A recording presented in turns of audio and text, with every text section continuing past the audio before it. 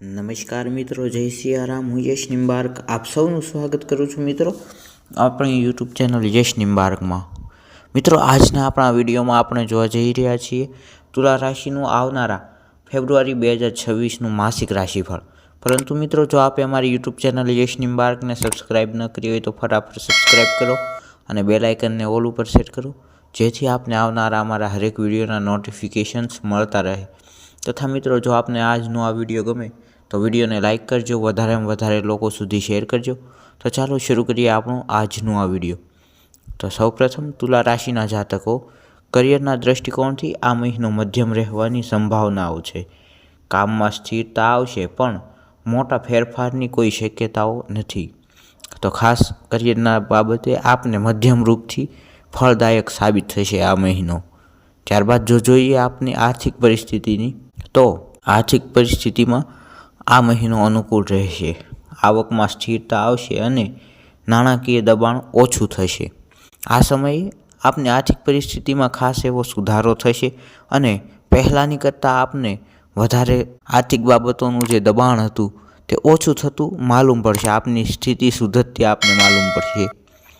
ત્યારબાદ જો વાત કરવામાં આવે આપના શિક્ષણની, તો આ સમય થોડો પડકારજનક સાબિત થઈ શકે છે, કારણ કે મિત્રો, રાહુ બુદ્ધિ તેજ કરશે પણ ધ્યાન ભટકાવી શકે છે. તેથી એકાગ્રતા બનાવી રાખવી આપને ખૂબ જ જરૂરી રહેશે. તો ખાસ આપની માટે સારામાં સારું પરિણામ મળી શકે છે આપ જો ધારો તો, પરંતુ આપને ખાસ એકાગ્રતાને બનાવી રાખવાની છે. ધ્યાન ભંગ થવા નથી દેવાનું આપના અભ્યાસક્રમમાંથી. તો આપ પોતાના શિક્ષણ ક્ષેત્રની અંદર સારામાં સારું પ્રદર્શન કરી શકશો. હવે જો મિત્રો વાત કરીએ આપના પારિવારિક જીવનની, આ સમયે આપને મિશ્રિત અસરો જોવા મળી શકે છે આપના પારિવારિક જીવનની અંદર. કેટલોક સમય સુમેળ રહેશે તો કેટલોક સમય મતભેદ થઈ શકે છે આપના પારિવારિક જીવનની અંદર. આપના પરિવારના સભ્યોમાં ક્યારેક આપને પ્રેમભર્યું વાતાવરણ જોવા મળશે, તો ક્યારેક આપના પરિવારની અંદર જે આપના પરિવારના સભ્યો છે તેઓની વચ્ચે આપને મતભેદ ઊભો થતો જોવા મળી શકે છે.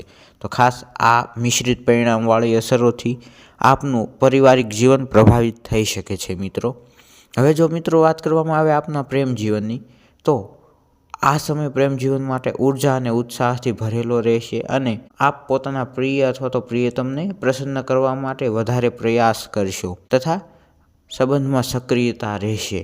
એટલે કે મિત્રો, આ સમય આપના પ્રેમ જીવન માટે ખૂબ જ ઉત્તમ રહેશે.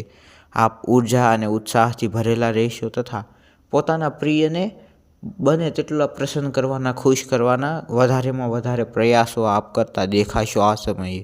ત્યારબાદ મિત્રો, જો વાત કરીએ આપના આરોગ્યની, તો આરોગ્યની બાબતે થોડો નબળો રહી શકે છે આ મહિનો. છઠ્ઠા ભાવમાં શનિ પહેલાં સમસ્યા આપશે, પછી તેમાં થોડો સુધારો પણ લાવશે. એટલે કે મિત્રો, આ સમય આપના આરોગ્ય માટે થોડો ચુનૌતીપૂર્ણ રહી શકે છે. શનિનું છઠ્ઠા ભાવમાં હાજરી હોવાથી આપને થોડી સમસ્યાઓ આવી શકે છે, પરંતુ એ સમસ્યાઓ શનિ મહારાજની કૃપાથી જ દૂર થશે મહિનાના અંત સમય સુધીમાં. તો મિત્રો, આ હતું આપણું આજનું આ વિડીયો.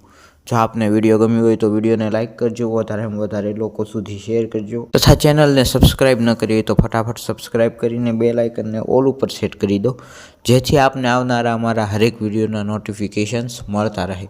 તો ફરી મળે નવા વિડીયોમાં. ત્યાં સુધી જય સિયારામ.